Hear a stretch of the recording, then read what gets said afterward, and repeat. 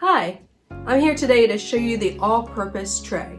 So this is made out of rubber. It is 27.95 inches long, 15.74 inches tall.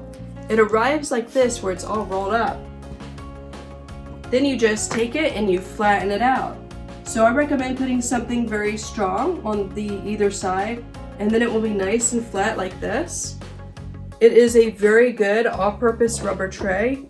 You can use it for boots, plants, tools, anything that floats your boat.